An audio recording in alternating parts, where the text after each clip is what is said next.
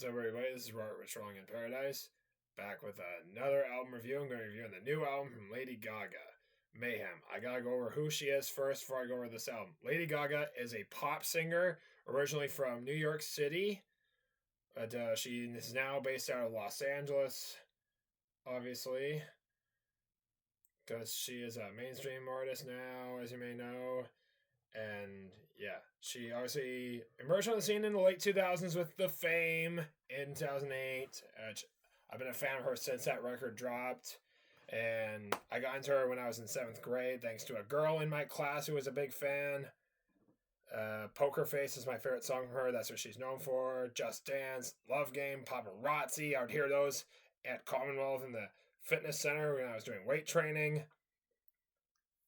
During that point, I was doing fitness training in there. I would hear that song during fitness training. Bad Romance was really good.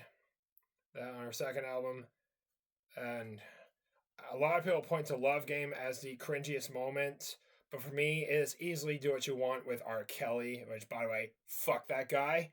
He is an absolutely disgusting piece of shit. I'm not going to get into the whole thing with R. Kelly. I'm going to save that for the episode of Controversial. I was ready to draw the line with my pal Live Listen Erased all the way out in Australia, which we are currently still trying to find a date to do that episode. And Lady Gaga is on the list of controversial artists because it's not just Do What You Want that's the controversial moment. The meat dress that she wore at a ceremony in 2010 also garnered some controversy for her.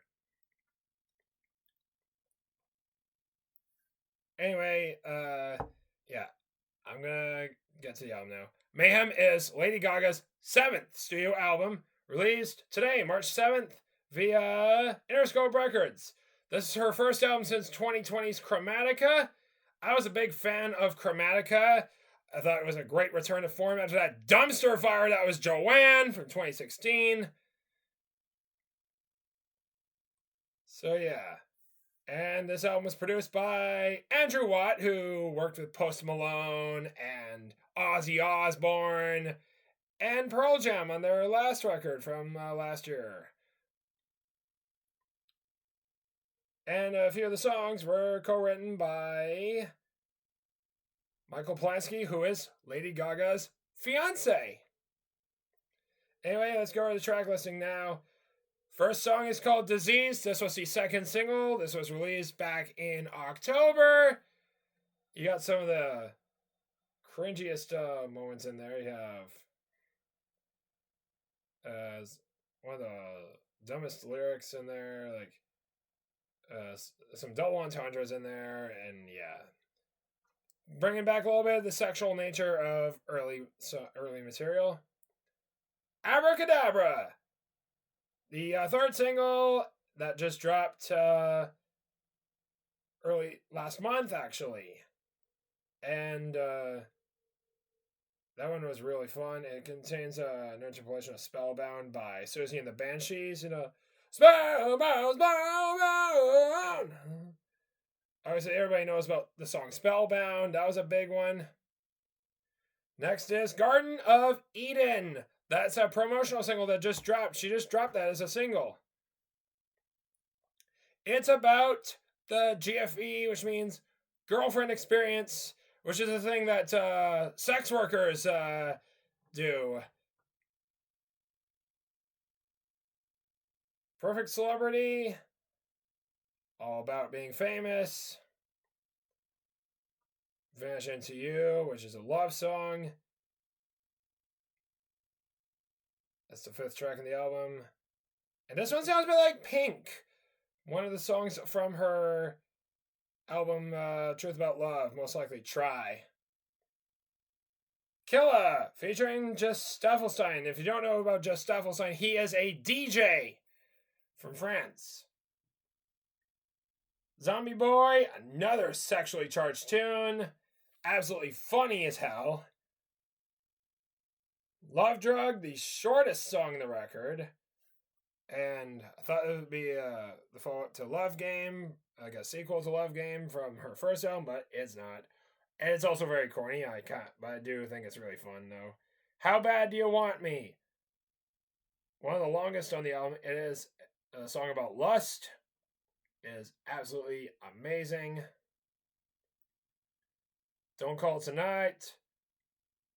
Kind of a crazy little fun, quirky tune. Shadow of a Man. This one sounds like one of her early songs, like Telephone with Beyonce, from her second album. The Beast. Amazing track. This one sounds a bit on the industrial side. This album actually has a bit of an industrial synth pop edge. Sounds a bit like a couple of songs sound like Nine Inch Nails from like Downward Spiral and The Fragile. Blade of Grass, the longest song in the album. About smoking weed, obviously. Everybody knows about that one. And the last song is the first single and my favorite on the album, Die With a Smile, featuring Bruno Mars. Bruno Mars sings the first verse. And Bruno sounds incredible on it. The vocals kind of remind me of a Marvin Gaye song, a little bit.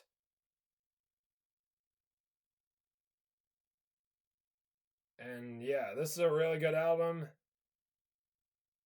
And the album was recorded at Shangri-La Studio in Malibu, which unfortunately burned to the ground a couple months ago in that wildfire. All the equipment inside that studio was destroyed. And sadly, Gaga's house burned down as well in that fire. She lost all her belongings and cosmetic items. Thankfully, both of her dogs survived, but she lost all of her costumes from past music videos and tours are all gone. So she's having to rebuild, which means tour is delayed until she gets the insurance claim. So yeah, that sucks that she lost her house and all of her belongings in that wildfire a couple months ago out in LA. I know a lot of people did lose their homes in that fire. But yeah, it's very sad that she recorded the album, then her house burned down, and now she can't even fucking tour. It sucks. Anyway, yeah, that's it for my review. I actually gotta give the score first. It's a 9 out of 10. One of the best albums of the year. Great follow-up to Chromatica. That'll do it for now. I'll see you later.